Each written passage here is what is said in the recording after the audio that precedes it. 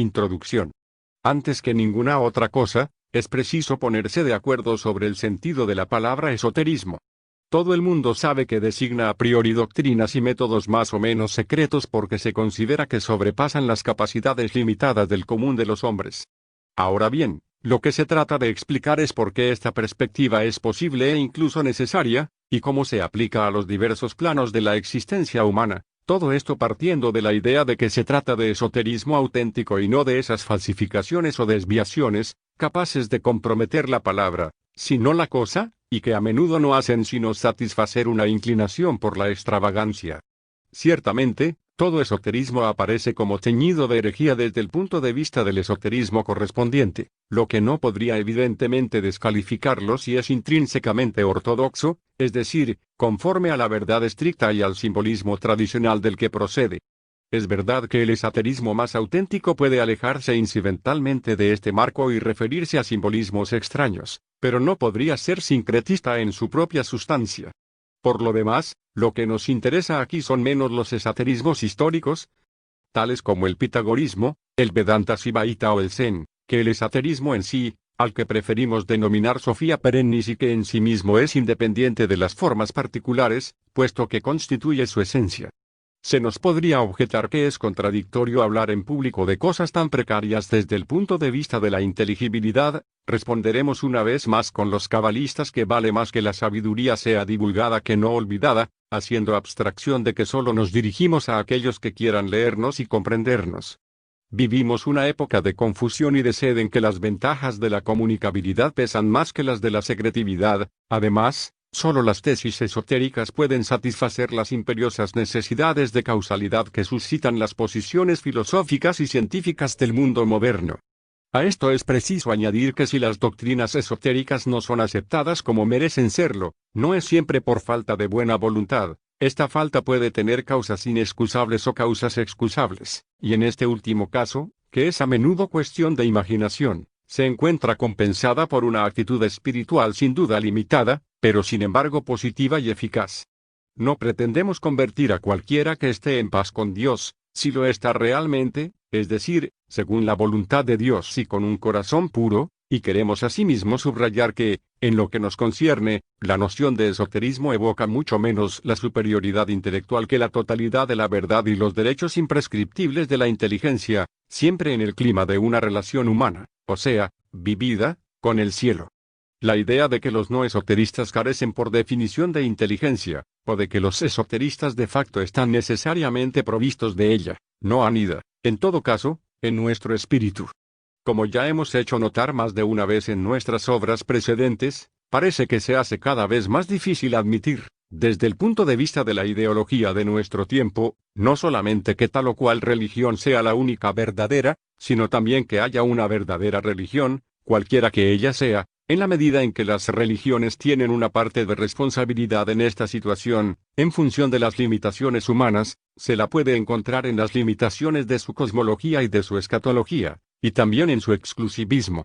Las tesis religiosas no son ciertamente errores, pero sí son recortes ocasionados por una determinada oportunidad mental y moral. Se acaba por descubrir el recorte pero al mismo tiempo se pierde la verdad.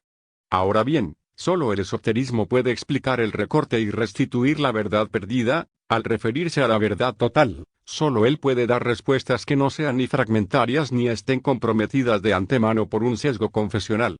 De la misma manera que el racionalismo puede hacer desaparecer la fe, el esoterismo la puede hacer recuperar. Pero es necesario que nos situemos ahora en un punto de vista mucho más general.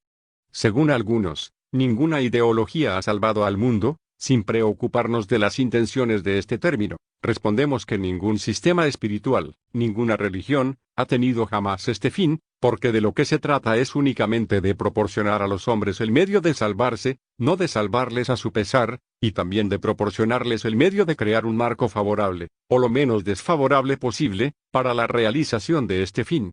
Solo se puede salvar a los que quieren ser salvados, los que, en primer lugar, se dan cuenta de que se están ahogando y, en segundo lugar, quieren asirse a la tabla de salvación que se les ofrece. El hombre, siendo libre, está condenado a la libertad.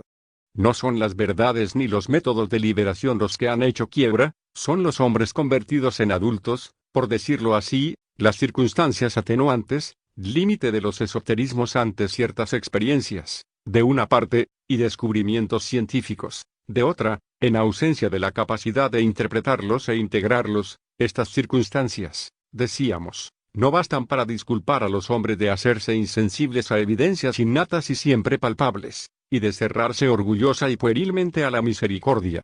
Por lo demás, la historia de una religión es siempre la historia de una lucha entre un don divino y un rechazo a aceptarlo, lo que en parte explica las exageraciones compensatorias de los santos. Hay dos maneras de leer un libro: que el lector comience por el principio y prosiga pacientemente la lectura hasta el fin, o que elija libremente los capítulos que a primera vista suscitan su interés. Se observará sin dificultad que este nuevo libro tiene la misma estructura que nuestras obras precedentes, es decir, se compone de ensayos más o menos independientes los unos de los otros y de importancia desigual, como lo indica, por otra parte, la división en varias partes de contenido muy diverso. El hecho de que hayamos recurrido de buena gana a las terminologías sánscrita y árabe tiene el siguiente significado: la India, con las Upanishads, representa la doctrina metafísica más antigua de la humanidad. Pensamos en la metafísica explícita, no en el puro simbolismo que no tiene origen ni localización, mientras que el Islam es la última revelación de la humanidad y cierra así el ciclo de los grandes brotes legisladores y salvadores. Las dos corrientes tradicionales, la aria primordial y la semítica final, se han reencontrado en el suelo de la India, lo que, lejos de ser una casualidad, y no hay casualidad en fenómenos de semejante envergadura, es por el contrario una situación simbólica llena de significado. Nuestro libro, si contiene los elementos necesarios para permitir situar el esoterismo en el sentido más general del término, podríamos decir, o otro tanto de nuestras obras precedentes, no es, sin embargo, un tratado sistemático sobre esta materia. Por otra parte, no tiene necesidad de serlo para justificar su título, puesto que el esoterismo no está solamente en la elección de las ideas, sino que está también en la manera de considerar las cosas.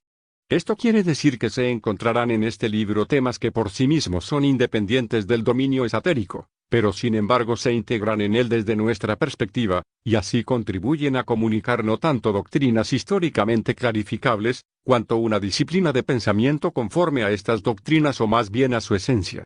Toda exposición doctrinal evoca de entrada la cuestión de las fuentes de la certeza y, por consiguiente, de los criterios de verdad. Ahora bien, la verdad nos es dada, de una parte, desde el exterior y, de otra, desde el interior, según sea indirecta y formal o directa y esencial. En condiciones normales, aprendemos a priori la realidad de las cosas divinas por la revelación, que nos suministra los símbolos y los datos indispensables, y, a posteriori, tenemos acceso a la evidencia de estas cosas por la intelección, que nos revela su esencia más allá de las formulaciones recibidas, pero no contra ellas, a condición de que nada en nuestra naturaleza ni en nuestra voluntad se oponga a ello. La revelación es una intelección en el macrocosmo, mientras que la intelección es una revelación en el microcosmo. El avatara es el intelecto externo, y el intelecto es el avatara interno. Es notorio que la revelación exige la fe, es menos evidente que la intelección la exige igualmente a su manera, y esto parece incluso paradójico, puesto que el intelecto, por definición, contiene la certidumbre. Pero la certidumbre tiene grados desde el punto de vista de la asimilación o de la integración, o de la sinceridad si se quiere, credo ut intelligam, pero también, intelligo ergo credo.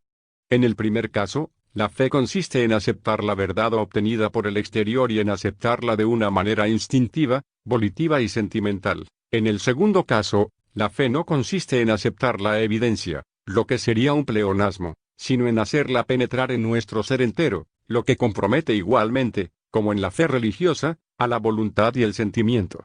Al respecto de este último, importa especificar que esta facultad no es reprobable más que cuando usurpa la inteligencia y se opone a la verdad, y no cuando prolonga la primera y sirve a la segunda, lo que constituye su función normal. Si el sentimiento fuese ilegítimo, la belleza lo sería también, y no habría lugar a perseguir la belleza y el amor hasta su manantial divino. Y recordemos aquí esta verdad axiomática, que la intelección se sirva del razonamiento, lo que es humanamente inevitable, no puede significar que se identifique con éste. Sin embargo, El razonamiento correcto y fundado sobre datos suficientes puede ser una causa ocasional para una intelección particular, exactamente como puede serlo un símbolo cualquiera en la naturaleza o en el arte. El pensamiento suficientemente adecuado, aunque fuese titubeante, puede actualizar una toma de conciencia procedente de una dimensión muy distinta del encadenamiento de las operaciones mentales, pues, proporcionado a la intelección, ofrece un simbolismo y un punto de partida. Ahora bien, la función de todo símbolo es quebrar la corteza de olvido que cubre la ciencia inmanente del intelecto. La dialéctica intelectual, como el símbolo sensible, es un velo transparente que, cuando sucede el milagro del recordar, se desgarra y descubre una evidencia que, siendo universal, brota de nuestro ser, el cual no sería si no fuera lo que es. Parte 1. Sofía Perennis. Capítulo 1. Comprender el esoterismo. La prerrogativa del estado humano es la objetividad, cuyo contenido esencial es lo absoluto. No hay conocimiento sin objetividad de la inteligencia, no hay libertad sin objetividad de la voluntad, no hay nobleza sin objetividad del alma. En cada uno de los tres terrenos, objetividad a la vez horizontal y vertical, el sujeto, ya sea intelectivo, volitivo o afectivo, encara necesariamente tanto lo contingente como lo absoluto, lo contingente porque el sujeto es el mismo contingente y en la medida en que lo es, y lo absoluto porque el sujeto tiene algo de lo absoluto por su capacidad de objetividad. Ahora bien, el esoterismo, por sus interpretaciones, sus revelaciones y sus operaciones interiorizantes y tendentes a lo esencial, tiende a realizar la objetividad pura o directa. Esta es su razón de ser. La objetividad da cuenta tanto de la inmanencia como de la trascendencia, es extinción y reintegración a la vez. Y ella no es otra que la verdad, en la que el sujeto y el objeto coinciden, y en la que lo esencial prevalece sobre lo accidental, o en la cual el principal prevalece sobre su manifestación, bien extinguiéndolo, bien reintegrándolo, según los diversos aspectos ontológicos de la propia relatividad.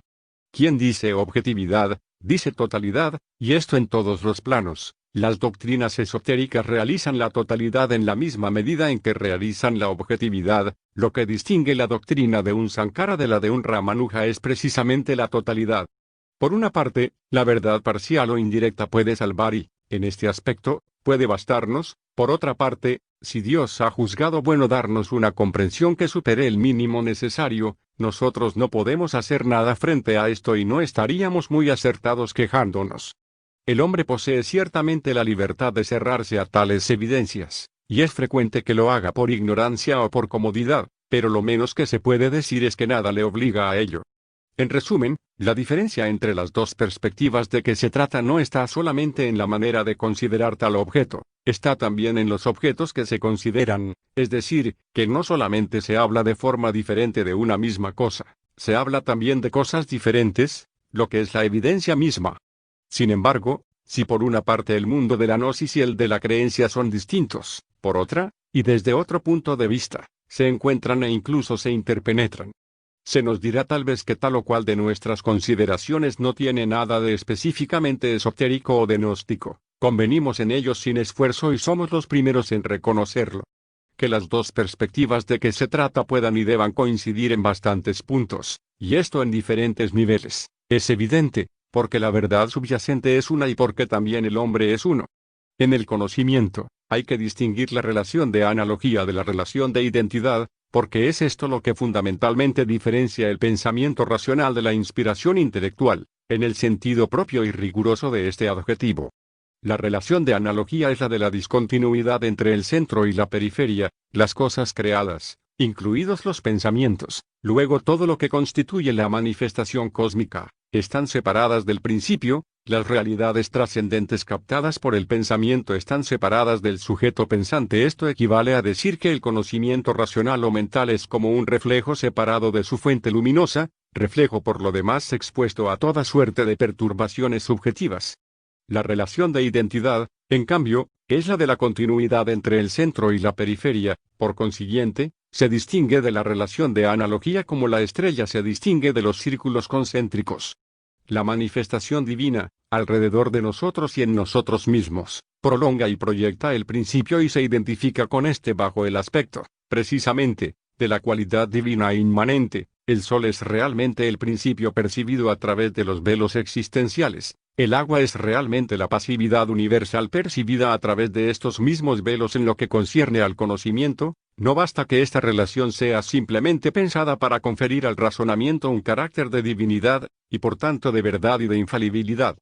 Es cierto que objetivamente todo pensamiento manifiesta, por la relación metafísica de identidad, al pensador divino, si podemos expresarnos así, pero esta situación puramente objetiva y existencial, ontológica si se quiere, es absolutamente general y queda fuera de las diferencias cualitativas, de suerte que ella no tiene nada que ver con la realización subjetiva y cognitiva de la relación de identidad. Hemos dicho que en el conocimiento racional o mental las realidades trascendentes captadas por el pensamiento están separadas del sujeto pensante, pero, en el conocimiento propiamente intelectual o cardíaco, las realidades principales captadas por el corazón se prolongan en la intelección. El conocimiento cardíaco es uno con lo que conoce, es como un rayo de luz ininterrumpido. Los kantianos nos pedirán que demostremos la existencia de este modo de conocer. Ahora bien, en esto hay un primer error, a saber, que el conocimiento no es algo que se pueda probar de facto, y el segundo error, que sigue inmediatamente al primero, es que una realidad que no se puede probar, es decir, que no se puede hacer accesible a tal o cual necesidad de causalidad artificial e ignorante, que una tal realidad, puesto que parece carecer de prueba, no existe y no puede existir. El racionalismo integral carece de objetividad intelectual tanto como de imparcialidad moral. Pero volvamos sobre nuestra distinción entre el conocimiento indirecto, racional y mental y el conocimiento directo, intelectual y cardíaco. Aparte de estos dos modos, hay un tercero, que es el conocimiento por medio de la fe. Ahora bien, la fe equivale a un conocimiento cardíaco objetivado, lo que el corazón microcósmico no nos dice. El corazón macrocósmico, el logos, nos lo dice en un lenguaje simbólico y parcial, y esto por dos motivos: para informarnos de aquello de lo que nuestra alma tiene una urgente necesidad, y para despertar en nosotros, en la medida de lo posible, el recuerdo de las verdades innatas. Si hay un conocimiento intrínsecamente directo pero extrínsecamente objetivado en cuanto a su comunicación, debe haber correlativamente un conocimiento en sí indirecto pero sin embargo subjetivo en cuanto a su proceso, y este es el discernimiento de las cosas objetivas a partir de sus equivalentes subjetivos. Dado que la realidad es una, porque nada hay en el macrocosmo que no derive del metacosmos y que no se encuentre en el microcosmo. El conocimiento directo e interior, el del corazón intelecto, es aquel que los griegos llamaban la gnosis. La palabra esaterismo, según su etiología, designa la gnosis en cuanto ésta está de facto subyacente en las doctrinas religiosas, luego dogmáticas. Desde el punto de vista esaterista se hace valer, contra el esaterismo universalista, que la revelación dice tal o cual cosa y por consiguiente es necesario admitirla de una manera incondicional. Desde el esoterismo se dirá que la revelación es intrínsecamente absoluta y extrínsecamente relativa, y que esta relatividad resulta de dos factores combinados, la intelección y la experiencia. Por ejemplo, que una forma no pueda ser absolutamente única en su género, de la misma manera que el Sol, pese a representar intrínsecamente el centro único, no puede excluir la existencia de otras estrellas fijas. Es un axioma de la intelección, pero a priori no tiene más que un alcance abstracto. En cambio se hace concreto por la experiencia, que nos pone íntimamente en relación, llegado el caso, con otros sistemas solares del cosmos religioso, y que nos obliga precisamente a distinguir, en la revelación, un sentido intrínseco absoluto y un sentido extrínseco relativo. Según el primer sentido, Cristo es único, y Él lo dijo. Según el segundo sentido, Él lo dijo en cuanto logos, y el logos, que es único, implica precisamente otras manifestaciones posibles. Es cierto que la experiencia por sí sola, y en ausencia de la intelección, puede dar lugar a conclusiones completamente opuestas. Se pensará entonces que la pluralidad de religiones prueba su falsedad o, al menos, su subjetividad, puesto que ellas difieren. Muy paradójica, pero fatalmente, pues el civilizacionismo ha preparado el terreno. Los estratos oficiales del pensamiento católico se han dejado arrastrar por las conclusiones de la experiencia profana ignorando fácilmente las de la intelección, lo que lleva a estos ideólogos a admitir ciertos postulados extrínsecos del esoterismo, precisamente el de la validez de las otras religiones, pero arruinando su propia religión y sin comprender en profundidad a las otras. El esoterismo ve las cosas no tal y como aparecen según una cierta perspectiva, sino tal y como son. Él da cuenta de lo que es esencial y por tanto invariable bajo el velo de las diversas formulaciones religiosas, a la vez que toma necesariamente su punto de partida en una determinada formulación. Esta es al menos la posición de principio y la razón de ser del esoterismo, está muy lejos de ser siempre, de hecho, consecuente consigo mismo, por cuanto las soluciones intermedias son humanamente inevitables. Todo cuanto, en metafísica o en espiritualidad, es universalmente verdadero, se convierte en esotérico en la medida en que esto no concuerda, o parece no concordar, con tal o cual sistema formalista, tal o cual exoterismo precisamente. Ahora bien, toda verdad tiene derecho de ciudadanía en toda religión, dado que toda religión está hecha de verdad. Es decir, que el esoterismo es posible e incluso necesario, toda la cuestión es saber a qué nivel y en qué contexto se manifiesta, porque la verdad relativa y limitativa tiene sus derechos, como la verdad total los tiene en el aspecto preciso que le concede la naturaleza de las cosas, que es el de la oportunidad psicológica o moral y el del equilibrio tradicional. La paradoja del esoterismo es que, por una parte, nadie enciende una lámpara para ponerla bajo el celemín, y, por otra, no entreguéis a los perros lo que es sagrado. Entre las dos imágenes se sitúa la luz que brilla en las tinieblas, pero las tinieblas no la comprendieron. Hay aquí fluctuaciones que nada puede impedir y que son el precio de la contingencia. El esoterismo es algo precario en razón de sus límites o de sus exclusiones. Llega un momento en la historia en que toda clase de experiencias lo obligan a matizar sus reivindicaciones de exclusividad, y entonces se ve obligado a una elección: escapar a estas limitaciones, bien por arriba, en el esoterismo, bien por abajo, en un liberalismo mundano y suicida. Como era de esperar, el esoterismo civilizacionista de Occidente ha elegido hacerlo por abajo, combinándolo incidentalmente con algunas nociones esotéricas que en estas condiciones resultan inoperantes. El hombre caído, es decir, el hombre medio, está como envenenado por el elemento pasional, de una manera bien grosera o bien sutil. De ello resulta un oscurecimiento del intelecto y la necesidad de una revelación proveniente del exterior. Separad el elemento pasional del alma y de la inteligencia, separad la herrumbre del espejo o del corazón, y el intelecto será liberado. Él revelará desde el interior lo que la religión revela desde el exterior.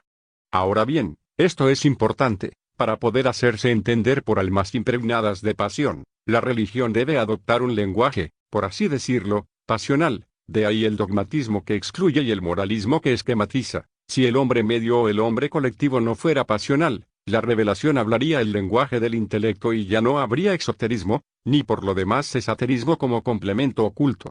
Hay tres posibilidades: los hombres dominan el elemento pasional, cada uno vive espiritualmente de su revelación interior, es la edad de oro, en la que todos nacen iniciados.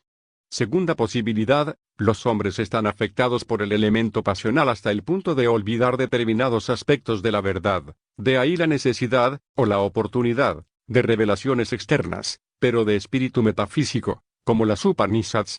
En tercer lugar, los hombres están en su mayoría dominados por las pasiones, de donde las religiones formalistas, exclusivistas y combativas, que les comunican por una parte el medio de canalizar el elemento pasional con vistas a la salvación, y por otra parte el medio de vencerlo con vistas a la verdad total, y de superar por esto mismo el formalismo religioso que vela esta verdad sugiriéndola de una manera indirecta.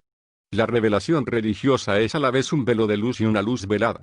En quienes admiten el esoterismo o, lo que viene a ser lo mismo, la filosofía perennis, y que a la vez se sienten emotivamente solidarios de un determinado clima religioso, es grande la tentación de confundir lo sublime con lo esotérico y de creer que todo lo que ellos veneran procede ipso facto del esoterismo, comenzando por la teología y la santidad. Para escapar a toda confusión de este género, es importante tener una imagen precisa y no vacilante de aquello de que se trata. Elegiremos como punto de referencia el ejemplo del no dualismo impersonalista y unitivo de Sankara, confrontándolo con el monismo personalista y separativo de Ramanuja. Por una parte, la perspectiva de este último es sustancialmente semejante a los monoteísmos semíticos y, por otra parte, la perspectiva de Sankara es una de las expresiones más adecuadas posibles de la filosofía perennis o del esoterismo sapiencial. Según Sankara, la realidad universal implica grados, en virtud de un elemento de ilusión que los determina de diferentes maneras.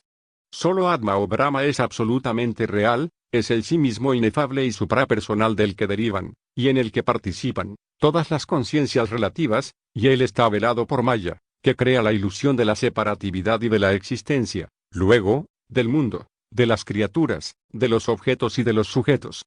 Independientemente de Sankara, diremos nosotros que esta maya, que coincide con la relatividad o la contingencia, es una emanación del sí mismo, en virtud de la infinitud de éste, es decir, que la infinitud exige por su naturaleza en cierto modo desbordante la irradiación universal, mientras que la absolutidad excluye, por el contrario, por definición, todo desdoblamiento y toda diversificación. Pero Sankara deja en suspenso esta cuestión del origen metafísico de Maya y no habla de esta sino de una manera más o menos práctica. Para él, Maya es indefinible en cuanto a su causa, pero el Jnani sabe que existe, puesto que está inmerso en ella, sabe igualmente que es ilusoria, puesto que él puede escapar de ella. Él obtiene esta liberación por la discriminación intelectual y por una concentración profunda y metódica sobre su propia esencia, la cual no es otra, en el fondo, que el infinito sí mismo. A Sankara no se le ocurre negar la validez relativa de los exaterismos que, por definición, se detienen en la consideración de un Dios personal. Este es el absoluto reflejado en el espejo limitativo y diversificador de Maya. Él es Ishvara, el principio creador, destructor, salvador y punitivo, y prototipo relativamente absoluto de todas las perfecciones. Este Dios personal y todopoderoso es perfectamente real en sí mismo, y con mayor razón en relación con el mundo y el hombre, pero ya es Maya con respecto al absoluto propiamente dicho. Para Sankara, el monoteísmo personalista es válido, y por lo tanto eficaz, dentro del marco de Maya, pero como el espíritu humano se identifica en su esencia, de hecho difícilmente accesible, con el supremo sí mismo, le es posible, con ayuda de la gracia, escapar a la influencia de la ilusión universal y alcanzar su propia realidad inmutable. La bhakti o amor a la divinidad personal es, para el vedantismo sankariano, una etapa necesaria hacia la liberación, moksha, e incluso una concomitancia cuasi indispensable y natural del conocimiento supremo. El jnana, por una parte, el culto según la trascendencia encamina al espíritu hacia la conciencia de la inmanencia y, por consiguiente, de la identidad, así pues, hacia la superación de la dualidad y de la separatividad. Por otra parte, la conciencia de la trascendencia y la bhakti que de ella resulta se encuentran íntimamente ligadas en el alma misma del hombre. Quien dice hombre dice bhakta, y quien dice espíritu dice jnani. La naturaleza humana está, como si dijéramos, tejida de estas dos dimensiones cercanas pero inconmensurables. Hay ciertamente una bhakti sin jnana, pero no hay jnana sin bhakti. La perspectiva sankariana coincide en substancia con el platonismo en el sentido a la vez más amplio y más profundo, excepto en que los platónicos acentúan más la cosmología, y sin hablar de otras diferencias evidentes pero no esenciales. Si Sankara representa el jnana, Ramanuja es el gran portavoz de la bhakti, lo que no equivale a decir que personifique y presente el esoterismo puro y simple, porque en su perspectiva hay, como en el esoterismo cristiano, formas de esoterismo relativo, pero su perspectiva global es, en todo caso, análoga a los mensajes directos y exatéricos de los tres monoteísmos surgidos de Abraham. Para Ramanuja, la divinidad personal, el Dios creador y salvador, se identifica con el absoluto sin ninguna reserva. Según esta manera de ver, no hay lugar a considerar un atma o una esencia que trascendería una maya, ni por consiguiente una maya que provocará o determinará la limitación hipostática de una esencia. Vishnu crea el mundo, o la serie de los mundos, por emanación, y los reabsorbe después de la consumación de su ciclo respectivo, pero no es este emanacionismo el que nos interesa aquí, puesto que no es un punto de referencia en relación con las religiones monoteístas. La analogía está únicamente, o sobre todo, en el carácter personal de la divinidad, después en la salvación por el solo amor de Dios, la bhakti, o, más comúnmente, la confianza en él, la prapati, finalmente, en la beatitud eterna, para los elegidos revestidos de cuerpos celestiales, en el paraíso del Vishnu. Como en el paraíso de los monoteístas semíticos, los elegidos participan íntimamente, en diversos grados, en la naturaleza de la divinidad, según el principio unión sin confusión, es la unión mística, pero la criatura sigue siendo criatura. Por otra parte, esto es verdad también para el no dualismo sankariano en la medida en que considera la modalidad estrictamente humana, la cual no podría convertirse en Dios, no se convierte en Dios sino lo que ya lo es, de suerte que esta expresión, contradictoria en suma, se muestra como una elipse que cubre realidades inconmensurables. Haciendo abstracción de elementos secundarios que quedan fuera de la cuestión, Las tres religiones semíticas comparten su perspectiva general con el monismo de Ramanuja y no con el no dualismo de Sankara, aunque este no dualismo se manifieste esporádicamente en el seno de estas religiones, en su esoterismo sapiencial precisamente. Un error que en todo caso conviene evitar es la idea de que las grandes autoridades teológicas, aunque fuesen padres de la Iglesia, sean, en razón de su importancia, promotores del esoterismo total. Los Tomás de Aquino, los Asart y los Maimónides encarnan la perspectiva religiosa general, cierto que con aperturas incidentales sobre la gnosis, pero no se les podría pedir que suministraran el equivalente íntegro del Vedanta advaitino y sankariano nada más que a causa del papel de primera magnitud que representan en su respectiva religión. Es por otra parte este papel o esta importancia la que excluye que la doctrina explícita o pública de los grandes teólogos supere el punto de vista del monismo visuita, pese a que, repetimos, se encuentran en ellos elementos que de hecho lo superan, pero ni estos doctores ni sus partidarios sacan las consecuencias que estos elementos implican. Aquí es preciso insistir sobre dos cosas. Primeramente, que los mismos testigos de la revelación, apóstoles o compañeros, no fueron necesariamente jnanis y que la forma misma del mensaje, o su intención directa, excluye que la mayoría de estos venerables testigos hayan tenido esta cualidad, una minoría la poseía necesariamente. En segundo lugar, que un sabio consumado es siempre un santo, pero un santo no es siempre un sabio. Por ello la noción polémica de una sabiduría de los santos, dirigida contra el esoterismo sapiencial, no es más que un malentendido y un abuso del lenguaje. Es conocida esta petición de principio de la teología militante. Platón, Plotino, Proclo y otros no fueron cristianos, no podían, pues, ser santos.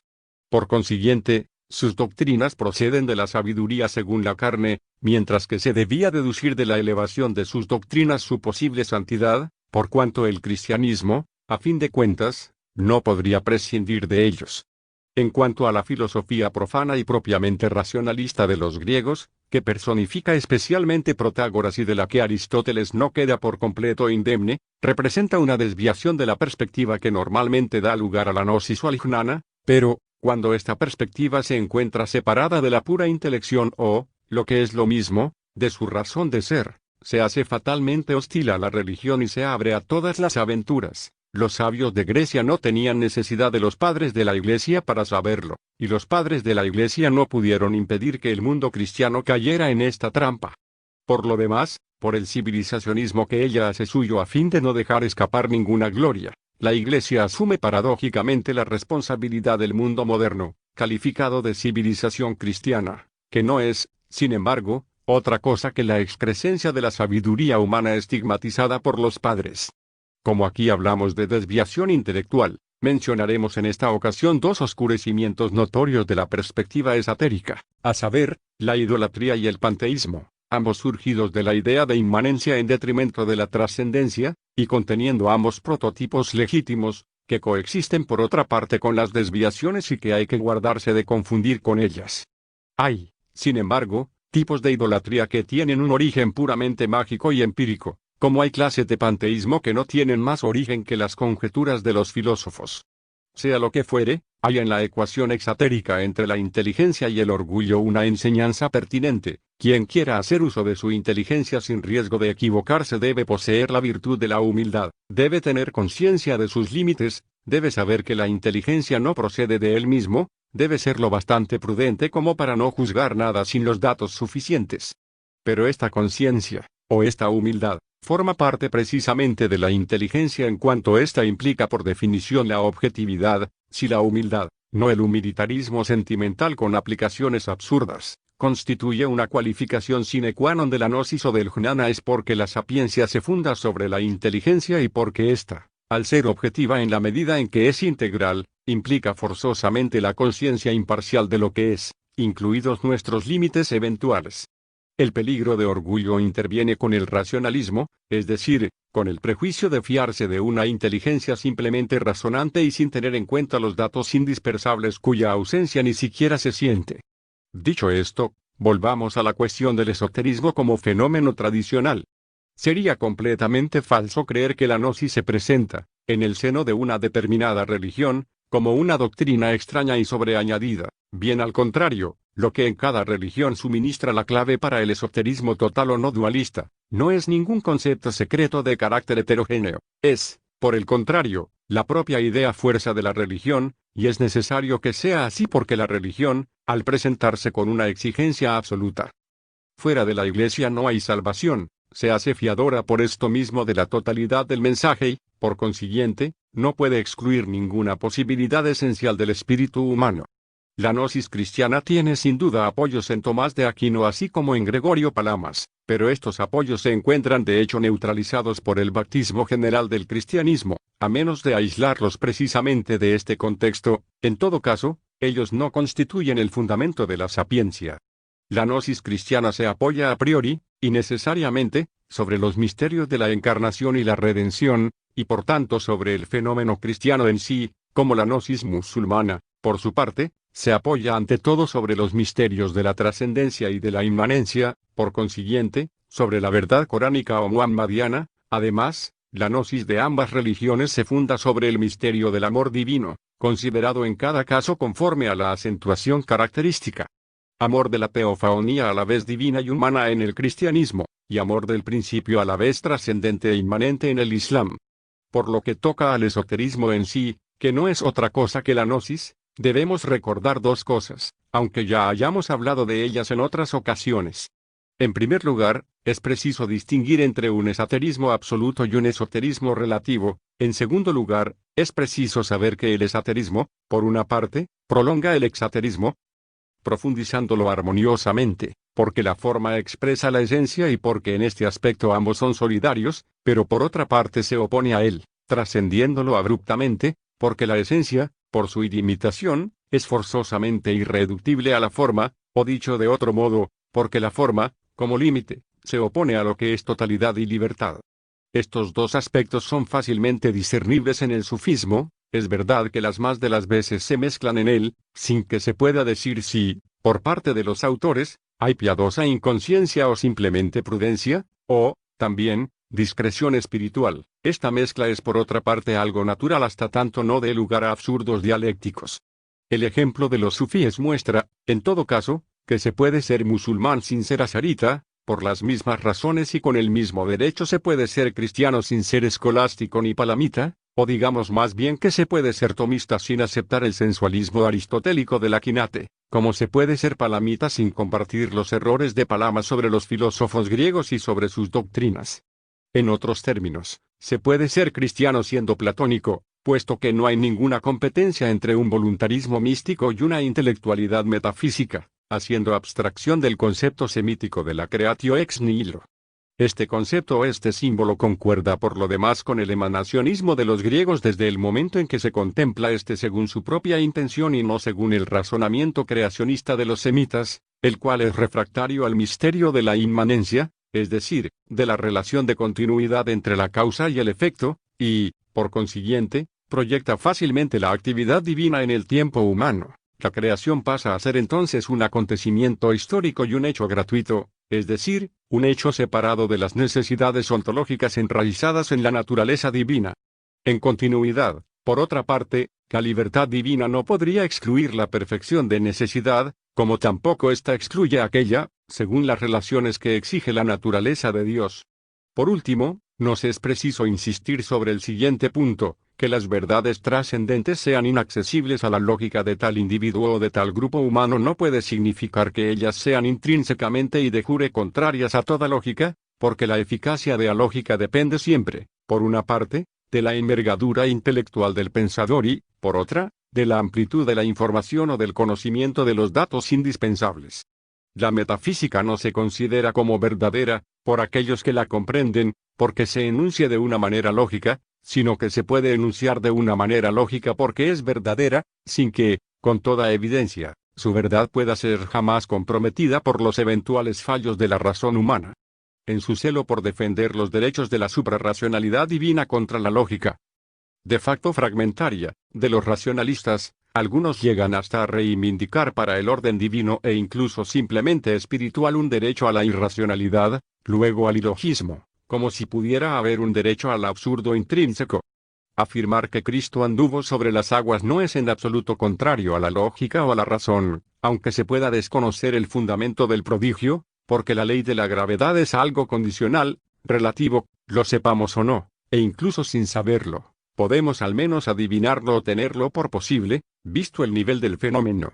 Pero afirmar que Cristo habría andado sobre las aguas sin andar sobre las aguas, o elevándose por los aires, sería con toda seguridad contrario a la razón, puesto que un fenómeno o una posibilidad no podría ser bajo un solo y el mismo aspecto otro fenómeno u otra posibilidad, o la ausencia de lo que son. Dios puede exigir la aquiescencia al milagro o al misterio, pero no puede exigir la aquiescencia al absurdo intrínseco, y por tanto lógico y ontológico a la vez.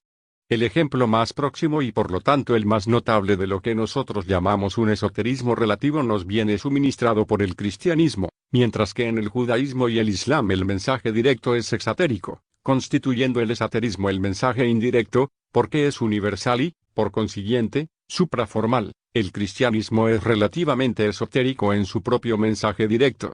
Es esotérico no en relación con un teísmo personalista y un voluntarismo individualista, porque este es su punto de vista general, sino en relación con el formalismo moralista y ritualista del judaísmo. Esto equivale a decir que es esotérico en el marco del legalismo judío, como lo es el visnuismo báctico en el marco del hinduismo formalista y horizontal.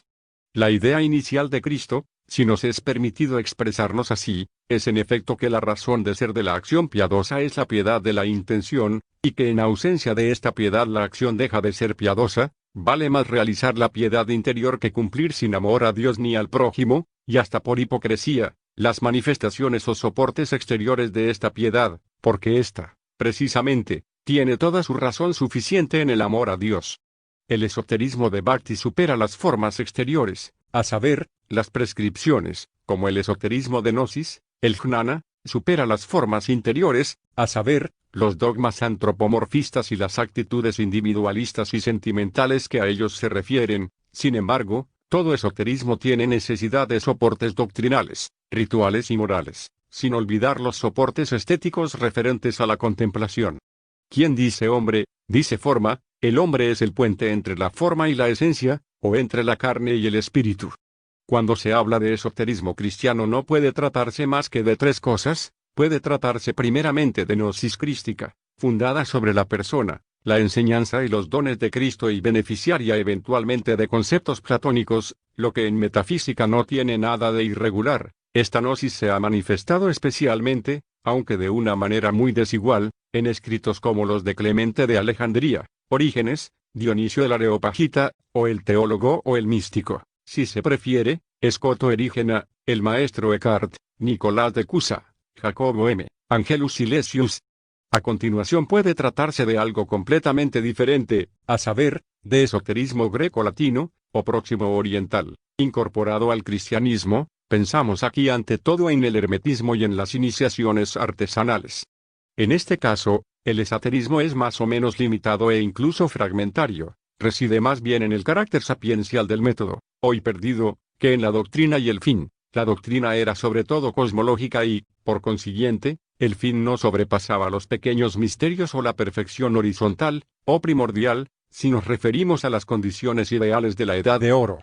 En cualquier caso, este esoterismo cosmológico o alquímico, y humanista en un sentido todavía legítimo, porque se trataba de devolver al microcosmo humano la perfección del macrocosmo siempre conforme a Dios. Este esoterismo cosmológico cristianizado, decimos, fue esencialmente vocacional, puesto que ni una ciencia ni un arte pueden imponerse a todo el mundo. El hombre elige una ciencia o un arte por razones de afinidad y de cualificación, y no a priori para salvar su alma.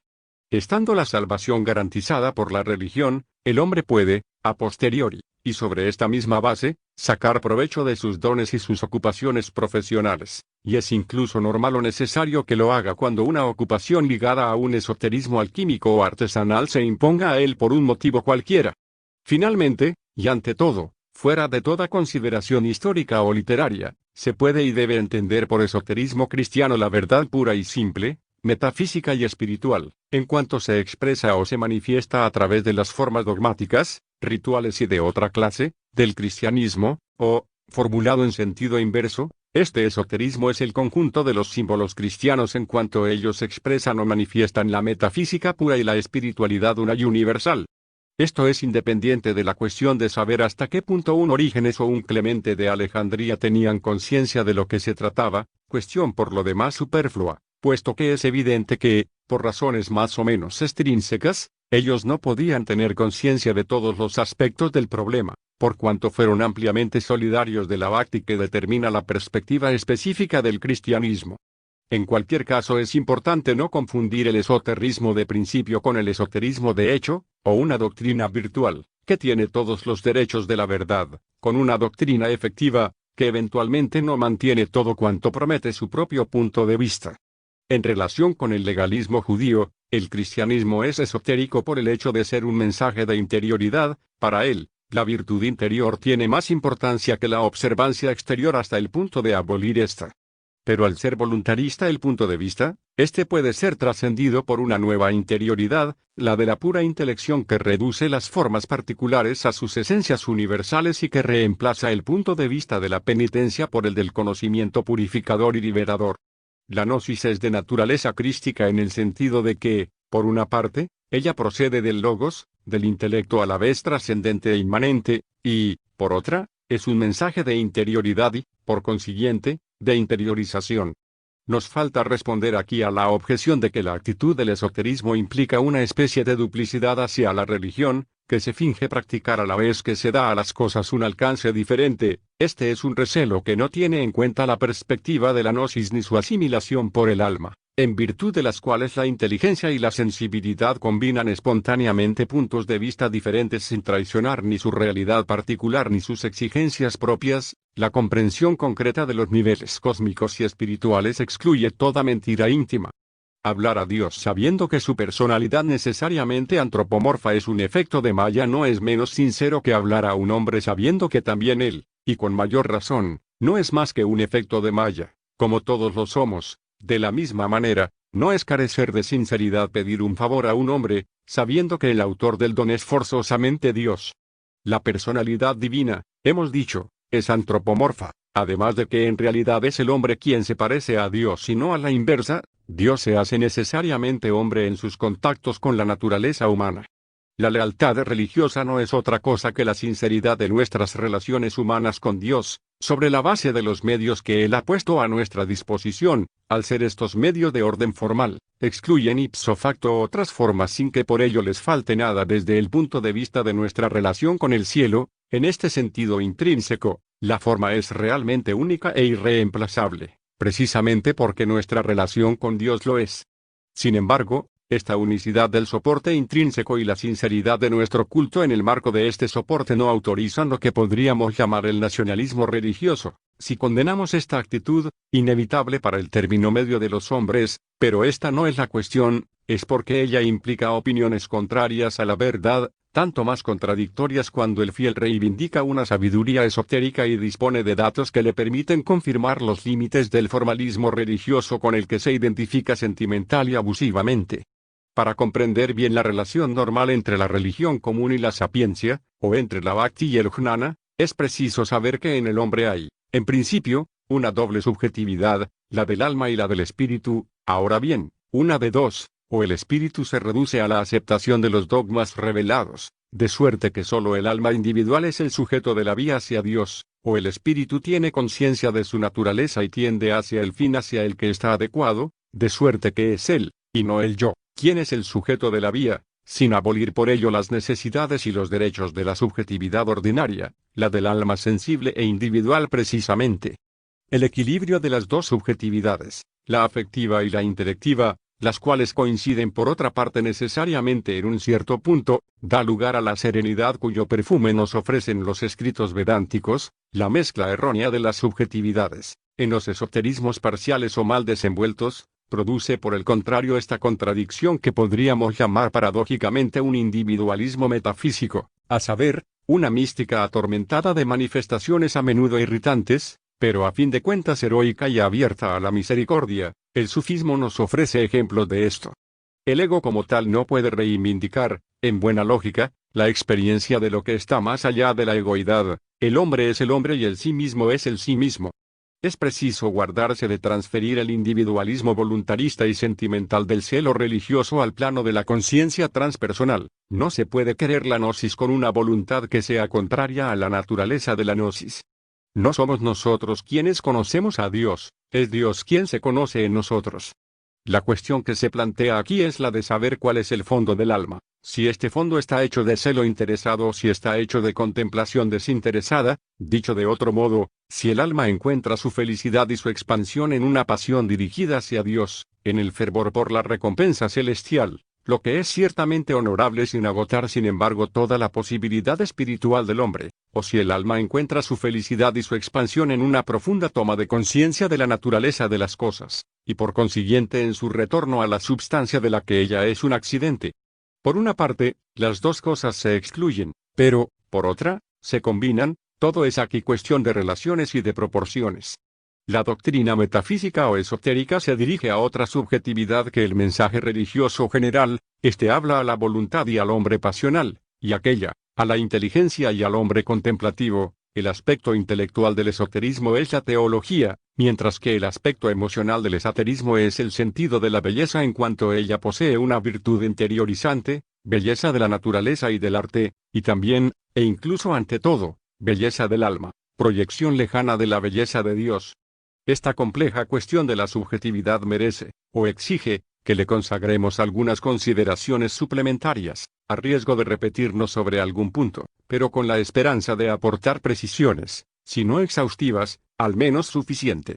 En el hombre hay una subjetividad o una conciencia que está hecha para mirar hacia el exterior y para percibir el mundo, ya sea este terrenal o celestial, y además hay en el hombre una conciencia que está hecha para mirar hacia el interior, en dirección al absoluto o al sí mismo, ya sea esta visión relativamente separativa o unitiva.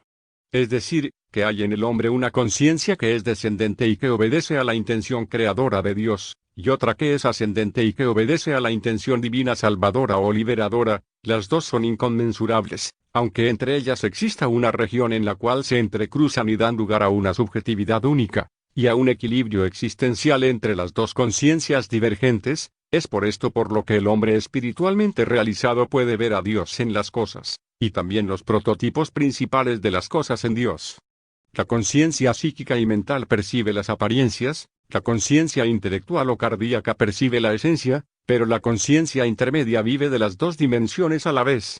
Viendo los fenómenos, ella ve a Dios en ellos, y ella los ve en Dios. Percibe que cada cosa es la manifestación de una posibilidad divina, en modo analógico o privativo, y, al mismo tiempo, pero desde otro punto de vista, ve las cosas como inmersas en un mismo clima divino. En el primer caso, los objetos dejan transparentar la realidad divina o sus modos, mientras que en el segundo caso la subjetividad participa extintiva y unitivamente en la conciencia divina. En todo caso, la subjetividad humana es un prodigio tan inaudito que basta para probar tanto a Dios como la inmortalidad del alma. A Dios porque esta subjetividad extraordinariamente amplia y profunda no se explica más que por un absoluto que la prefigure substancialmente y que la proyecte en el accidente, y la inmortalidad, porque la cualidad incomparable de esta subjetividad no encuentra ninguna razón suficiente, o ningún motivo proporcionado a su excelencia, en el marco estrecho y efímero de una vida terrestre. Si es para vivir como hormigas, los hombres no tienen ninguna necesidad de sus posibilidades intelectuales y morales, lo que equivale a decir que no tienen necesidad de ser hombres. La propia existencia del hombre sería entonces un lujo tan inexplicable como inútil. No comprenderlo es la más monstruosa y también la más misteriosa de las cegueras. El hombre que comprende la razón de ser de la subjetividad humana está salvado. Ser, en la relatividad, un espejo de lo absoluto, al mismo tiempo que una prolongación de la subjetividad divina. Manifestar lo absoluto en la contingencia, lo infinito en la finitud, la perfección en la imperfección. La salvación exotérica es la fijación del sujeto humano individual, o del alma, en el aura incorruptible del objeto divino. Si podemos expresarnos así, la salvación esotérica, en cambio, es la reintegración del sujeto humano intelectual, o del espíritu, en la subjetividad divina. Este segundo modo de salvación, la liberación, moksha, de los vedantistas, implica el primer modo, porque el hombre como tal no puede jamás convertirse en Dios. Ciertamente, la substancia inmutable del hombre, que coincide con el supremo sí mismo, se libera de este accidente que es el ego, pero ella no lo destruye, como tampoco la realidad de Dios impide la existencia del mundo. El individuo humano tiene una gran preocupación que prevalece sobre todas las demás: salvar su alma. Para conseguirlo, tiene que adherirse a una religión, y para poder adherirse a una religión tiene que creer en ella, pero como no se puede creer más que lo que, con la mejor voluntad del mundo, es creíble, el hombre que conoce suficientemente dos o más religiones, y que tiene además imaginación, puede sentirse impedido de adherirse a una de ellas por el hecho de que se presenta dogmáticamente como la única legítima y la única salvadora, porque ella se presenta, pues, con una exigencia absoluta, eventualmente sin ofrecer en su formulación característica determinados elementos convincentes y apaciguadores que se han podido encontrar en otras religiones, y sin poder persuadirnos de la no validez de estos elementos y de estas religiones. Que los salmos o el evangelio sean sublimes se debe admitir sin la menor vacilación, pero creer que ellos contienen en su propia literalidad, o en su clima psicológico, todo lo que ofrecen las Upanishads o la Bhagavad Gita es otra cuestión. Ahora bien, el esoterismo sapiencial, total y universal, no parcial y formalista, es el único que puede satisfacer toda necesidad legítima de causalidad, al ser su terreno el de las intenciones profundas y no el de las expresiones cargadas de prejuicios. Solo él puede responder a todas las cuestiones que se plantean por el hecho de las divergencias y limitaciones religiosas, lo que equivale a decir que, en las condiciones objetivas y subjetivas que aquí tenemos en cuenta, él constituye la única clave que permite abordar una religión, dejando aparte toda cuestión de realización esotérica. Al mismo tiempo, el esoterismo íntegro indicará lo que, en tal o cual religión, es realmente fundamental desde el punto de vista metafísico y místico, operativo o alquímico, si se quiere, y, por consiguiente, lo que permite alcanzar la religio perennis. Puesto que las religiones deben tener en cuenta las contingencias psicológicas y sociales y que ellas se limitan a ciertos aspectos, no por lo que incluyen sino por lo que excluyen, y que, sin embargo, se presentan necesariamente con una exigencia absoluta de adhesión, ellas no tienen, por así decirlo, el derecho a cerrarse a todo argumento que sobrepase su perspectiva dogmática, y, en efecto, la providencia que cree en ellas por el hecho de su origen divino tiene en cuenta la situación que resulta de las condiciones muy particulares de nuestra época, como tuvo en cuenta en todo tiempo, en una forma o en otra, ciertas situaciones excepcionales. Las religiones dan cuenta, desde diversos ángulos de visión, del principio divino y de la vida eterna, pero no pueden dar cuenta, como lo hace el esoterismo, del fenómeno religioso como tal y de la naturaleza de los ángulos de visión. Sería absurdo pedírselo, y esto por dos razones: en primer lugar por la razón evidente de que por definición toda religión debe presentarse como la única posible, al depender su punto de vista de la verdad y debiendo excluir, por consiguiente, todo peligro de relativismo, y después, porque en su contenido intrínseco y esencial, que precisamente trasciende la relatividad de la formulación o del simbolismo, las religiones mantienen plenamente la promesa que implica el carácter total de su exigencia, plenamente, es decir, teniendo en cuenta lo que puede exigir la posibilidad más profunda del hombre. La negación coránica de la cruz significa el rechazo de la redención histórica como conditio sine qua non de la salvación, puesto que, para los cristianos, la cruz no tiene sentido más que por esta redención histórica, única y exclusiva. En el marco del cristianismo, la idea de que la redención es a priori la obra intemporal del logos principal, no humano y no histórico, que ella pueda y deba manifestarse de diversas maneras, en diversas épocas y en diversos lugares, que el Cristo histórico manifieste este logos en un cierto mundo providencial, sin que sea necesario o posible delimitar ese mundo de una manera exacta. Esta idea, decimos, es esotérica en relación con el dogmatismo cristiano, y sería absurdo pedirla a la teología. Con toda evidencia, la ciencia esotérica de la relatividad de las formas religiosas es de un orden más contingente que la doctrina fundamental de cada una de estas formas, sin hablar de su esencia que, acabamos de decirlo, coincide con el principio mismo del esoterismo. Simplificando las cosas, podríamos decir que el esoterismo pone la forma, el credo, por encima de la esencia, la verdad universal, y no acepta esta más que en función de aquella, la forma, por su origen divino. Es aquí el criterio de la esencia. Muy al contrario, el esoterismo pone la esencia por encima de la forma y no acepta esta más que en función de aquella. Para él, y según la jerarquía real de los valores, la esencia es el criterio de la forma, La verdad una y universal controla las diversas formas religiosas de la verdad. Si la relación es inversa en el esaterismo, no es, evidentemente, como consecuencia de una subversión, sino porque la forma en cuanto cristalización de la esencia garantiza la verdad. Esta es juzgada inaccesible fuera de la forma, o, más precisamente, de una forma con una exigencia absoluta, y con razón, en lo que concierne al término medio de los hombres, sin lo cual el fenómeno de la revelación dogmática no se explicaría. Lo que caracteriza al esoterismo en la misma medida en que es absoluto es que, en contacto con un sistema dogmático, por una parte universaliza el símbolo o el concepto religioso, y, por otra, lo interioriza. Lo particular o lo limitado es reconocido como la manifestación de lo principal y lo trascendente, y este a su vez se revela como inmanente. El cristianismo universaliza la noción de Israel, a la vez que interioriza la ley divina, reemplaza la circuncisión de la carne por la del corazón, el pueblo elegido por una iglesia que engloba a hombres de todas las procedencias, las prescripciones exteriores por las virtudes, todo ello con las miras puestas, no en la obediencia a la ley, sino en el amor a Dios y, a fin de cuentas, en la unión mística. Estos principios o estas transposiciones difícilmente podían ser ignorados por los esenios y, eventualmente, por otros iniciados judíos, pero la originalidad del cristianismo consiste en que hizo de ello una religión y que sacrificó a ello el formalismo mosaico. Según un principio que ya hemos señalado, el esoterismo absoluto, en el cristianismo, no puede proceder más que del propio mensaje crístico, y no de otro, pese a ciertas convergencias doctrinales cuya posibilidad u oportunidad ya hemos señalado. Ahora bien, la idea fuerza del cristianismo es que Dios se hizo hombre a fin de que el hombre se hiciera Dios, es decir, en lenguaje vedántico, puesto que nuestro punto de referencia es Sankara, Atma se ha convertido en Maya a fin de que Maya se convierta en Atma.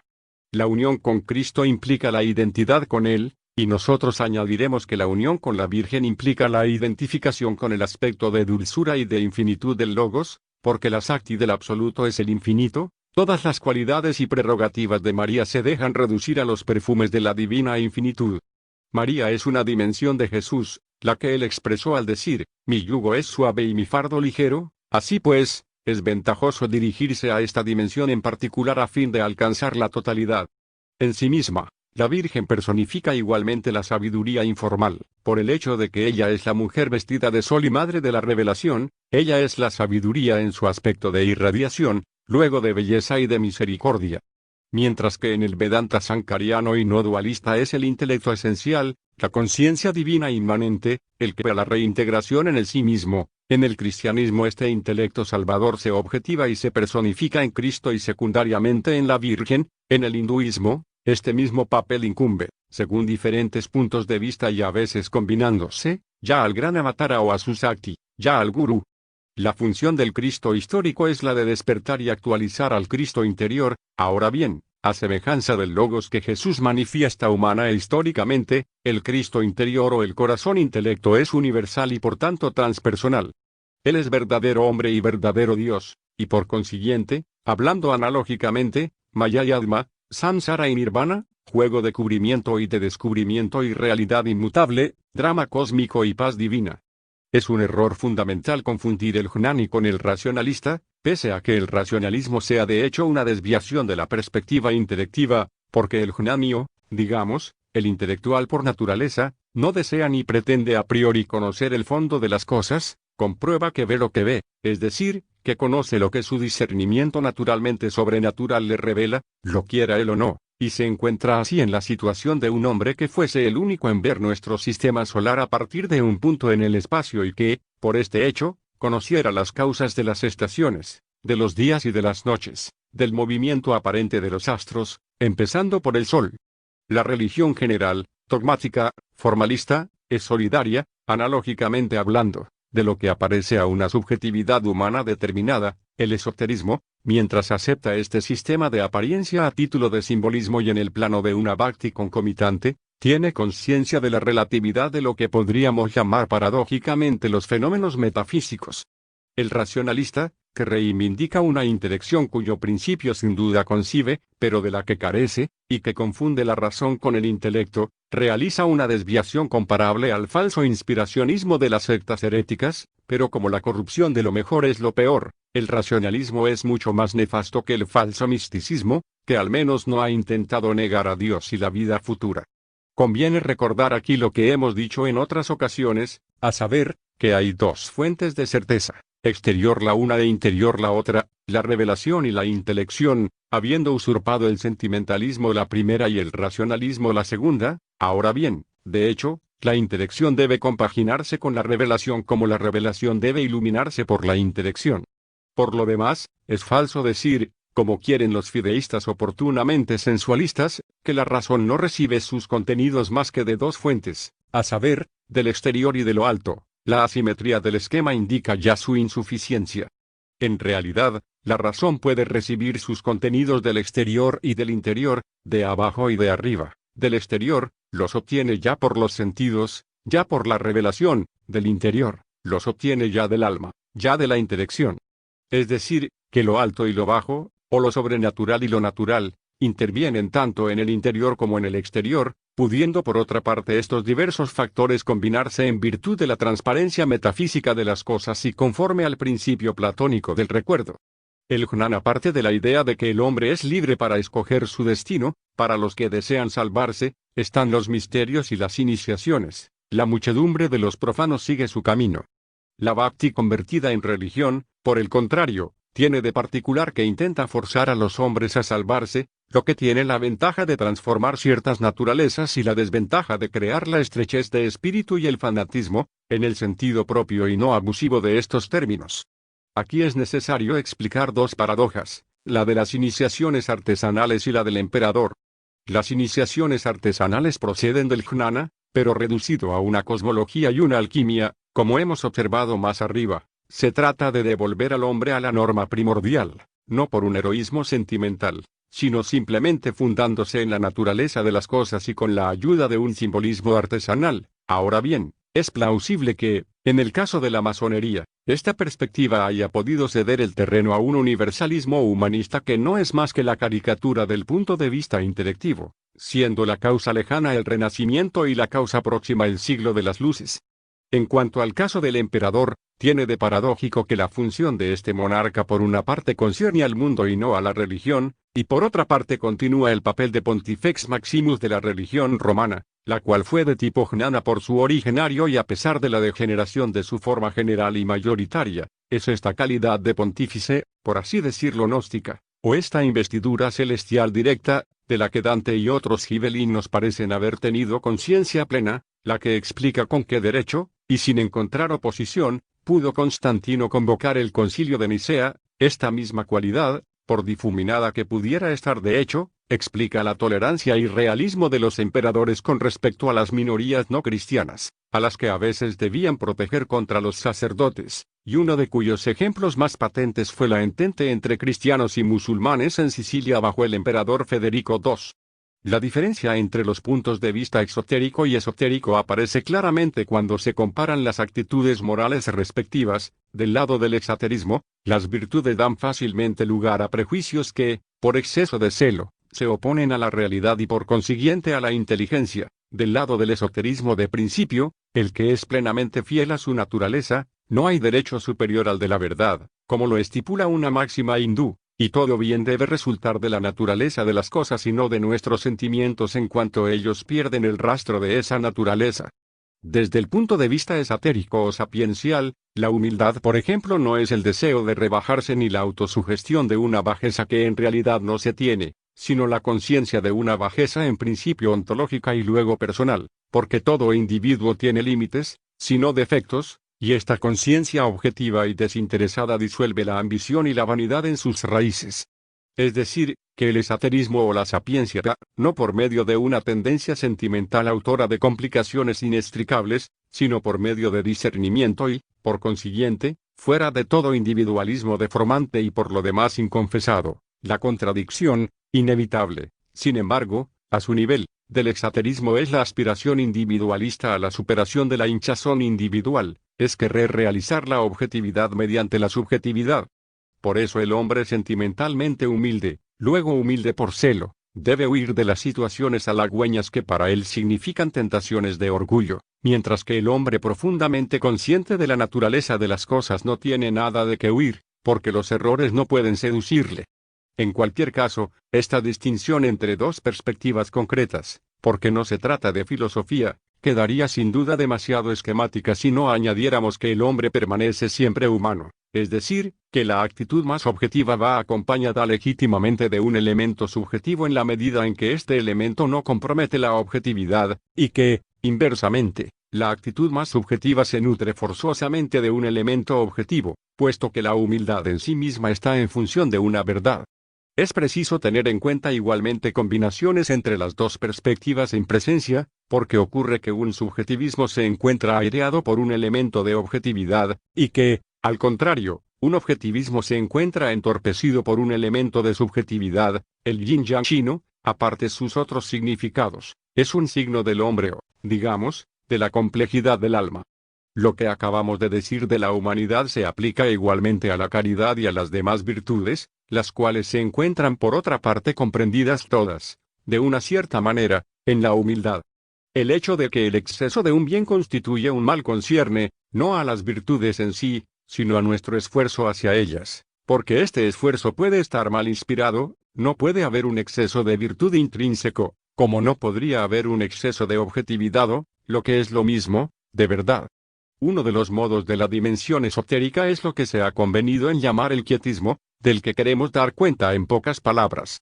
Se suele hacer una asociación de ideas entre el quietismo y la sexualidad espiritualizada, en el sentido en que se cree poder reducir estas dos posiciones a tentaciones de facilidad, como si lo fácil fuese sinónimo de falso y lo difícil sinónimo de verdadero, y como si el quietismo verdadero y la sexualidad espiritualizada no implicasen aspectos, sino de penitencia, al menos de exigencia y de gravedad. En realidad, el quietismo se basa en las ideas de substancia existencial y de inmanencia divina y en la experiencia de la presencia de Dios, consiste en reposar en el propio cero, para expresarnos de otra manera, en reposar en la divina paz. Ahora bien, esta actitud exige esencialmente, primero, una comprensión suficiente del misterio, y después una actitud activa y operativa, a saber, la oración perpetua o la plegaria del corazón, la cual implica una ascesis profunda si ella no se limita a una improvisación totalmente profana y pasajera y más nociva que útil. De cualquier modo, el hecho de que un cierto quietismo sentimental haya ignorado los aspectos rigurosos y activos de la santa quietud no autoriza a anatematizar el quietismo en sí, como tampoco, el gnosticismo sectario e intrínsecamente herético autoriza a condenar la verdadera gnosis, ni el libertinaje autoriza a calumniar el tantrismo.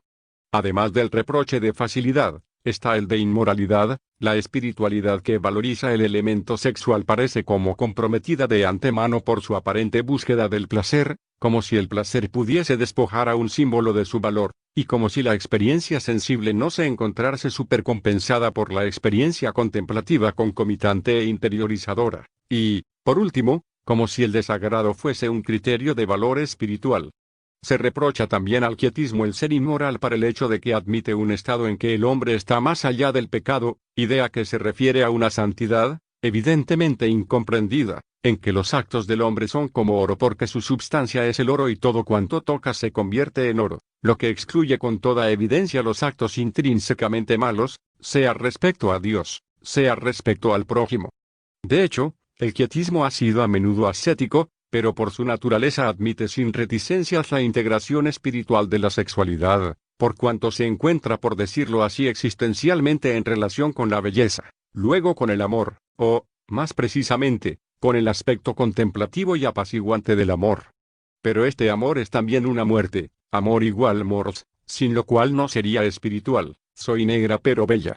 El hombre de gnosis tiene siempre conciencia, esta es al menos su predisposición y su intención, del arraigo ontológico de las cosas. Para él, lo accidental no es solamente esto o aquello, es ante todo la manifestación diversificada e inagotable de la substancia, intuición que, en la medida en que es concreta y vivida, exige y favorece no solamente el discernimiento y la contemplación, sino también la nobleza de carácter, porque el conocimiento del todo compromete al hombre total. Esta nobleza está por lo demás ampliamente comprendida en la misma contemplación, puesto que el hombre solo es llevado a contemplar lo que él mismo ya es de una cierta manera y en un cierto grado. Lo accidental es el sujeto y el objeto contingentes, es la contingencia, pues solo la substancia es el ser necesario. Lo accidental es el mundo que nos rodea y la vida que nos arrastra, es el aspecto, o la fase, del objeto y el punto de vista, o el presente, del sujeto, es nuestra herencia, nuestro carácter, nuestras tendencias, nuestras capacidades, nuestro destino, el hecho de haber nacido con tal forma, en tal lugar, en tal momento y de sufrir tales sensaciones, tales influencias y tales experiencias. Todo esto es lo accidental, y todo esto no es nada, porque lo accidental no es el ser necesario, los accidentes son limitados por una parte y pasajeros por otra. Y el contenido de todo esto es, en el fondo, la felicidad, es ella la que nos atrae con mil reverberaciones y bajo mil disfraces, es ella lo que queremos en todas nuestras veleidades sin saberlo. En lo accidental opresivo y dispersante no somos verdaderamente nosotros mismos, no lo somos más que en la prolongación sacramental y liberadora de la substancia, siendo el verdadero ser de toda criatura, en última instancia, el sí mismo.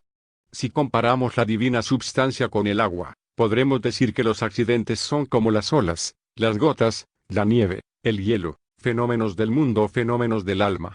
La substancia es pura potencia, puro espíritu, pura felicidad, lo accidental transcribe estas dimensiones de modo limitativo, incluso de modo privativo, por una parte, lo accidental no es, y, por otra, no es otra cosa que la substancia. Esotéricamente hablando, no hay más que dos relaciones que considerar, la de la trascendencia y la de la inmanencia. Según la primera, la realidad de la substancia aniquila la del accidente, según la segunda, las cualidades del accidente, comenzando por su realidad, no pueden ser más que las de la substancia. Exotéricamente hablando, el primer punto de vista es absurdo puesto que las cosas existen, y el segundo es impío, es panteísmo, puesto que las cosas no pueden ser Dios. El esoterismo da plenamente cuenta de que, por una parte, las cosas existen y, por otra, de que ellas no son Dios, pero, a estas dos comprobaciones iniciales añade una dimensión de profundidad que contradice su exclusivismo superficial y en cierto modo planimétrico. Mientras que el exoterismo se encierra en el mundo de lo accidental y de ello se enorgullece con gusto cuando quiere marcar su sentido de lo real frente a lo que se le aparecen como nubes, el esoterismo tiene conciencia de la transparencia de las cosas y de la substancia subyacente, cuyas manifestaciones son la revelación, el hombre logos, el símbolo doctrinal y sacramental, y también, en el microcosmo humano, la intelección, el corazón intelecto, el símbolo vivido. Ahora bien, manifestar es ser. El nombre y lo nombrado son misteriosamente idénticos. El santo y, con mayor razón, el hombre logos es, por una parte, manifestación de la substancia en lo accidental y, por otra, reintegración del accidente en la substancia. Notas. 1. De todo esto resulta que por objetividad es preciso entender no un conocimiento que se limita a un registro meramente empírico de datos recibidos del exterior, sino una adecuación perfecta del sujeto que conoce al objeto conocido, como por otra parte lo exige la acepción corriente del término. Es objetiva una inteligencia o un conocimiento que es capaz de captar el objeto tal cual es y no tal como lo deforma eventualmente el sujeto. 2. Kant llama ocultación trascendental, Erscheinung, a la transformación de la idea puramente regulativa de Dios en una realidad objetiva, lo que prueba una vez más que no puede concebir certidumbre fuera de un razonamiento fundado en la experiencia sensorial y operante más acá de la realidad que él pretende juzgar y negar. En suma, el criticismo consiste en calificar de mentiroso a cualquiera que no se pliegue a su disciplina. Los agnósticos hacen prácticamente lo mismo, al decretar que nadie puede conocer nada puesto que ellos mismos no conocen nada o no desean conocer nada. 3. La persistencia en sus errores es facilitada a los modernistas por las posiciones extremas, y ampliamente arbitrarias, de ciertos tradicionalistas, que comprometen la tradición haciéndola responsable de una ideología civilizacionista y nacionalista, y de buen grado difamatoria cuando se trata de la gnosis o del Oriente, es algo por los que sus adversarios no pueden hacer otra cosa que felicitarse, y algo que no tiene nada que ver con el Espíritu Santo, por no decir más. 4. Los modernistas creen ser los primeros en saber combinar la relatividad extrínseca con la absolutidad intrínseca, pero su línea de demarcación entre lo extrínseco y lo intrínseco es completamente falsa. Precisamente, desde el momento en que reducen de entrada lo interior a lo exterior o lo absoluto a lo relativo. Dejando aparte toda cuestión de civilizacionismo, se debe precisar aquí que el modernismo no podría derivar del catolicismo en sí y que, por el contrario, se ha apoderado de él y dispone de él como una potencia ocupante. La ley de la gravedad hace el resto. 5. Esta liberación es estrictamente imposible, hay que insistir en ello, sin la ayuda de una religión, de una ortodoxia, de un esoterismo tradicional, con todo lo que esto implica. 6. Semejante revelación tiene una función a la vez conservadora y preventiva, ella expresa la verdad en vista del riesgo de su olvido, tiene por consiguiente también como fin proteger a los puros de la contaminación de los impuros, de recordar la verdad a los que corren el riesgo de perderse por descuido. 7. Sankara y Ramanuja no fueron contemporáneos, el primero vivió en el siglo IX y el segundo en el XI de nuestra era. Ramanuja no es el único protagonista del Vishnuismo bháctico, pero es el más grande y su doctrina es en todo caso perfectamente característica de esta perspectiva. 8. Adviértase que la bhakti depende siempre del principio esotérico en cuanto ella supera la piedad horizontal ligada a las prescripciones y a las acciones y en cuanto transforma al hombre al interiorizarlo. 9. Es esta diferencia entre bhakti y prapati, el amor vertical del héroe y la confianza horizontal del justo, lo que constituye en el vedantismo monista la polaridad esoterismo-exoterismo. 10. Cuando un Gregorio Palamas interpreta mal, subestima y difama a un Sócrates, un Platón, un Plotino, su actitud no tiene otra significación que la de la hostilidad de un Ramanuja hacia un Sankara. No hay absolutamente ningún motivo para hacer intervenir, en socorro de esta logomaquia banal, consideraciones de santidad o de misterios. No olvidemos que la perspectiva teológica se caracteriza extrínsecamente por su preocupación por defender intereses conceptuales y morales, mientras que la pura metafísica da cuenta de la naturaleza de las cosas, a la vez que es consciente de los aspectos y de los puntos de vista. 11. A menos de pretender que sean cristianas, como se ha hecho con las disertaciones de Epicteto, o a menos de conceder a la inteligencia considerada natural un papel honorable, como se hace con Aristóteles, en este caso, la carne se hace naturaleza, lo que es mejor que nada, pero lo que está siempre por debajo de la verdad. Si hay una sabiduría según la carne, es ciertamente, y en el más alto grado, este pensamiento específicamente moderno en que lo irracional figura como suprarracional a la vez que mata lo racional. Según la Constitución Pastoral sobre la Iglesia en el mundo moderno, una de las piezas maestras del concilio, la raza humana ha pasado de un concepto más bien estático de la realidad a un concepto más dinámico y evolucionista. Ahora bien, ¿un concepto es estático o no lo es? Decir que un concepto, o que el espíritu en general, se ha hecho dinámico después de haber sido estático desde siglos o desde milenios, significa concretamente que el pensamiento normal, el de los hombres inteligentes y disciplinados de todos los tiempos, ha sido reemplazado por un pseudo pensamiento de palurdos y de primarios. Esta comprobación debería bastar como argumento, el resto no es más que eufemismo. 12. Notemos que el maestro Eckhart llamaba a Platón el gran sacerdote, y que Gili tuvo de él una visión que llenaba todo el espacio de luz, también, que los discípulos de Rumi veían en Platón Seyyiduna Aflatún, una especie de profeta. Los autores musulmanes en general ven en él a un eminente maestro de la música, que, como Orfeo, encantaba a las bestias salvajes con su laúd, en la naturaleza virgen a donde se había retirado después de una controversia con Aristóteles, lo que está lleno de sentido. Añadamos que Platón, como Sócrates y como Pitágoras, fue el portavoz providencial del orfismo. 13. Rumi e Ibn Arabi lo comprendieron muy bien, lo que es tanto más notable cuanto que el Islam es rigurosamente monoteísta e iconoclasta. 14. El primer aspecto se afirma notoriamente en un Ghazali, que obtuvo para el sufismo derecho de ciudadanía en la religión oficial, mientras que el segundo, cuyo rastro coránico es la historia de Moisés y el desconocido, igual el Khidr, se vuelve a encontrar por ejemplo en un Nifari, que especificaba que la revelación exotérica no afianza la revelación esotérica, es decir, la gnosis, y que la religión ve las cosas según la pluralidad, y no según la unidad, como hace la revelación interior. Igualmente Ibn Arabi, Dios Todopoderoso no es limitado por ninguna creencia, porque él ha dicho, En el Corán, allí donde os volváis, allí está la faz de Dios. 15. Marruf el-Karki decía que si Dios es favorable a su servidor, le abre las puertas de las acciones espirituales, y le cierra las puertas de las disputas teológicas, lo que es una manifestación entre otras de la independencia de los sufíes respecto a la teología, y lo que implica por otra parte bastante más de lo que el sentido literal nos transmite. 16. Ciertamente, no tendríamos nada que objetar contra la gratuidad de la creación si ella significase que Dios creó sin ser constreñido a hacerlo por otra fuerza que no fuese Él mismo, pero esta gratuidad no podría significar legítimamente que Dios no obedece a su propia naturaleza creando el mundo, es decir, que, siendo Dios, pueda dejar de crear. La teoría hindú de los ciclos cósmicos, Yuga, Mahayuga, Kalpa, da cuenta muy explícitamente del ritmo creador que emerge de la propia naturaleza divina, a saber, de esta potencia irradiante, Maya, que exige la infinitud del principio. Y es conocida esta idea agustiniana: el bien, por definición, tiende a comunicarse, y Dios es el soberano bien. 17.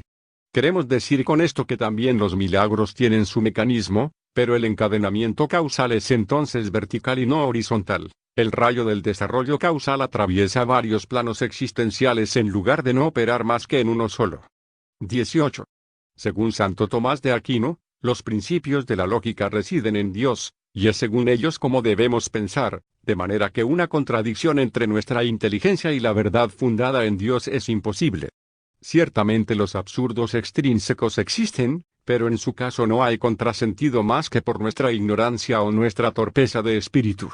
La recta razón es el templo de Dios, dijo San Juan de la Cruz. 19. De una manera general, siempre son posibles influencias intertradicionales en ciertas condiciones, pero fuera de todo sincretismo. Indiscutiblemente, el budismo y el islam han tenido una influencia sobre el hinduismo, no añadiéndole elementos nuevos, por supuesto, sino favoreciendo o determinando la eclosión de elementos preexistentes. 20.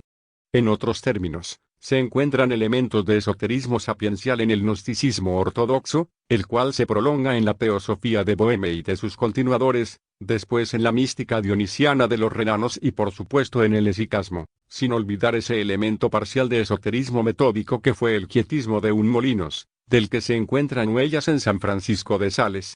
21.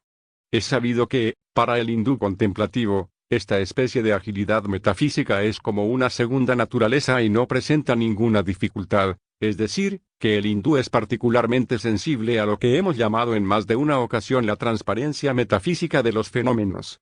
Sin duda, bilinguis maledictus, el lenguaje de doble sentido está maldito, pero, precisamente, este se sitúa en un único plano y no, como el esoterismo, sobre dos planos diferentes. Si esta bidimensionalidad fuese ilegítima, sería imposible interpretar el Cantar de los Cantares en un sentido distinto del literal, y una gran parte de la exégesis patrística y mística quedaría desmentida.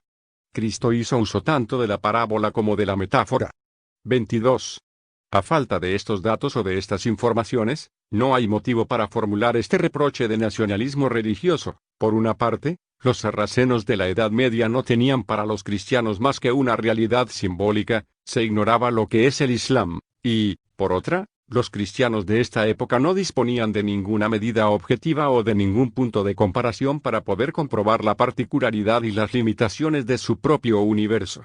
La actitud de los medievales es comparable con un patriotismo natural y en sí mismo inocente y no con un nacionalismo forzosamente hipócrita por la ingeniosidad de su prejuicio y de sus mentiras. 23. Porque el alma, a la vez que está hecha de amor, es inteligente, por tanto capaz de objetividad y de superación, y el espíritu, a la vez que está hecho de inteligencia, es sensible a la belleza, a la bondad, a la felicidad, y se reconoce en ellos. 24. Cuando un místico musulmán afirma que preferiría ir al infierno que al cielo si tal fuese la voluntad de Dios, cubre abusiva y paradójicamente el desprendimiento intelectual, o la serenidad contemplativa, con el lenguaje del individualismo pasional, es decir, que mezcla absurdamente las dos subjetividades, la del intelecto transpersonal y la del alma individual, porque ésta, ontológicamente enfocada hacia la felicidad, no puede ni debe en ningún caso querer ir al infierno. Mientras que para el intelecto la cuestión no se plantea, allí donde está el intelecto está el cielo. 25.